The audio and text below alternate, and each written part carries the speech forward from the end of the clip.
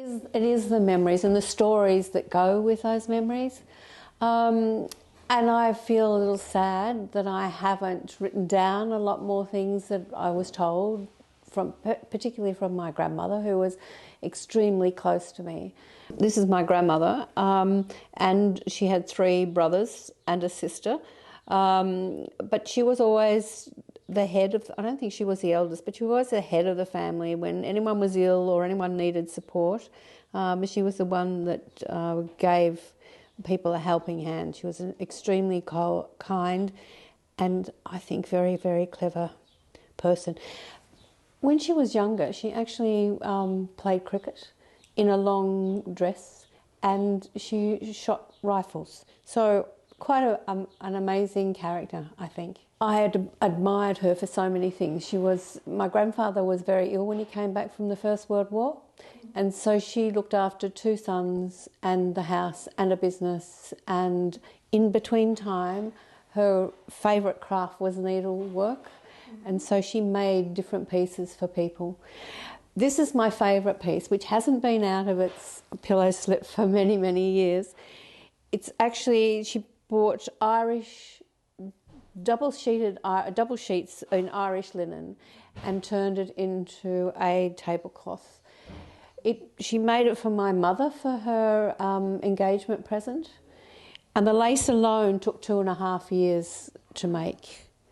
The patterns she made up herself, and she just continued making it. She made one for my auntie as well. So, you know, that's 5 years of love and labour put in just to the outside of this.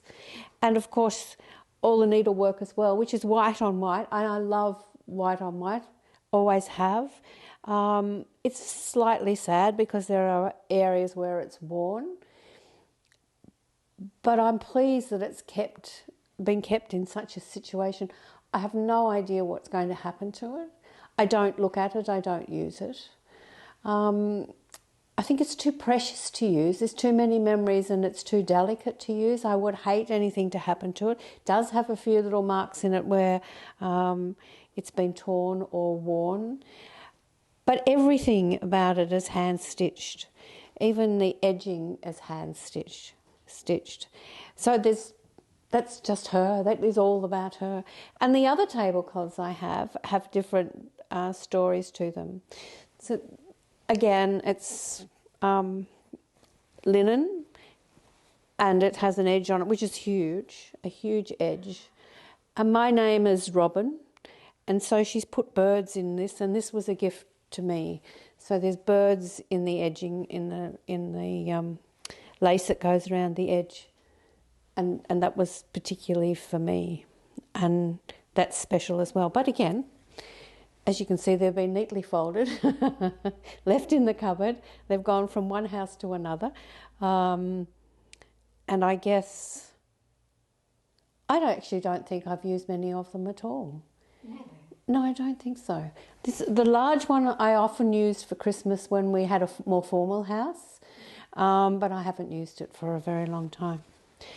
This is one of my favourites.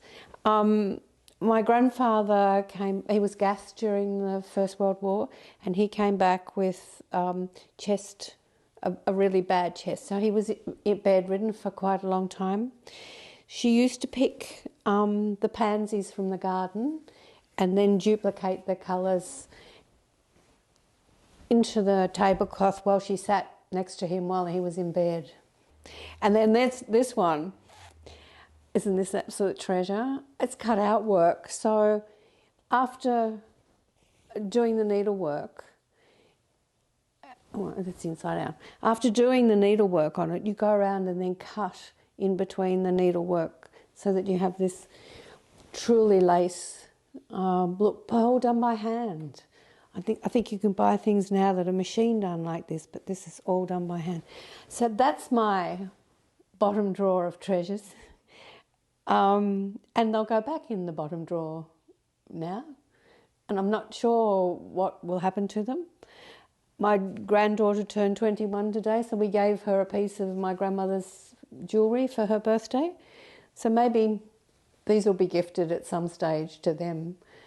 And again, they'll probably won't use them either, because these are not the sort of items that you use nowadays in a house. Our living is much more casual, so we don't sit and iron and use tablecloths quite so much. So they'll probably always be hidden away in the bottom drawer. Memories, isn't it?